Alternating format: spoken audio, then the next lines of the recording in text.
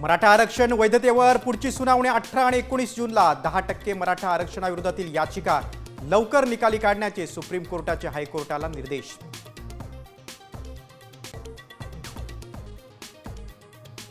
मंत्री संजय शिरसाट यांनी संभाजीनगरात दलित समाजाची जमीन हडपली. आणखी 4 ठिकाणी पत्नी आणि मुलाच्या नावाने स्वस्तात जमीन खरेदी. माजी खासदार जलील यांचा गंभीर आरोप.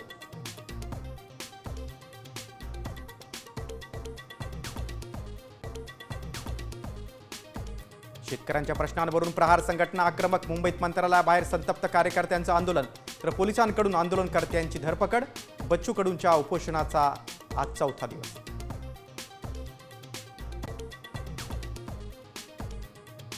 राज्यात मान्सूनचं पुनरागमन. पुढच्या 5 दिवस जोरदार अलर्ट.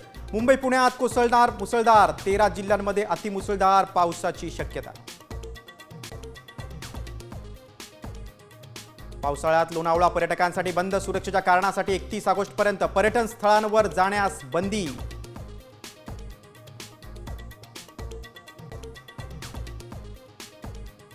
शासकीय निमशासकीय सेवेतील निवृत्त अधिकाऱ्यांना पुन्हा सेवा बजावता येणार. कंत्राटी पद्धतीने नियुक्ती करण्याचा शासनाचा निर्णय. वयाच्या 70 पर्यंत सेवा देता येणार.